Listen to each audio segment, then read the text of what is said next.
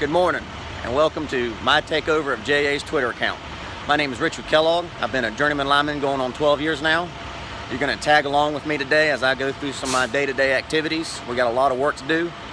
We're going to have some fun while we do it. If you have any questions, comments, concerns, please feel free to ask along the way. Let's get rolling. On the way to the next job, I wanted to take a minute and stop and try to explain in simple terms a little bit about power generation and how our distribution system works. Hopefully this will clear up some of the questions you guys may have about why it takes so long or not so long to get your lights back on during a storm. Just to maybe answer any questions you may have. So this is one of our largest substations right here. This is off of St. John's Bluff Avenue. We have all three of our transmission voltages coming into this substation. So if you will, our power generation plants generate a transmission voltage. That transmission voltage is transferred along what we call transmission lines, which are those big poles with the big insulators, dead end bells we call them there.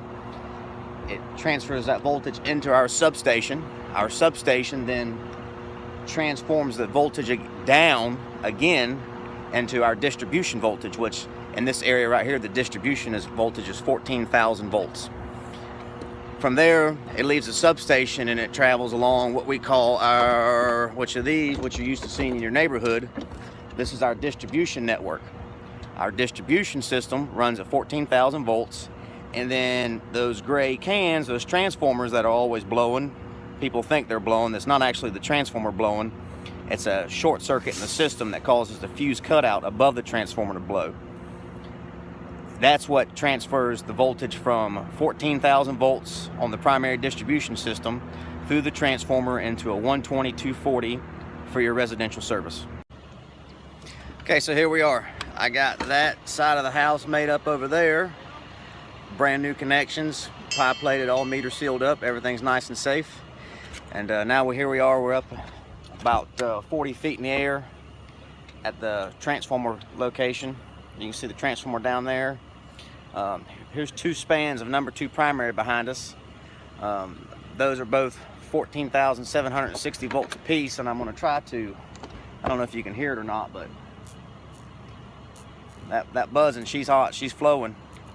I touched on it a little bit earlier, but I wanted to give you a closer up view. So the transformer is connected to a fuse cutout, which goes to an arrestor station, and then that gets tapped up to the primary voltage.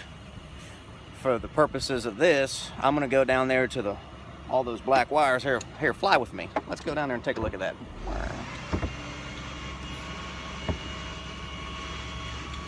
So this is what we call the secondary position of the pole. So the high voltage flows into that gray transformer, hits some copper windings, and then it flows out to 120 volts on this leg, 120 volts on that leg, and this is your neutral, which balances the load between the two voltages. We're going to be taking these tails right here, which go to that house, and hooking them up. I can't hold the phone and do both things at once, but we'll shoot you a picture of the finished product. Little message from your friendly neighborhood lineman. There's a new state law, the Move Over Law. Now it applies to utility workers also, as you can see from that bumper sticker right there. There it is. My brothers and sisters in the utility industry and everybody that has to work on the side of the road really appreciate this law. But nobody really follows it. That's right, just keep on coming. All these vehicles should be getting over one lane to give us room to work. People, we have families and friends that we want to go home to. Please give us room to work. Okay, folks, I'm out of here. It's time for me to go home. I hope you enjoyed JA's first ever Twitter takeover. I had a blast doing it, and I hope you enjoyed it. If you did enjoy it, let them know. Maybe they'll find some more fun and interesting people for you guys to follow around and y'all can ask questions for. That's all I got. Richard Kellogg signing out. Y'all have a great evening. Be careful out there.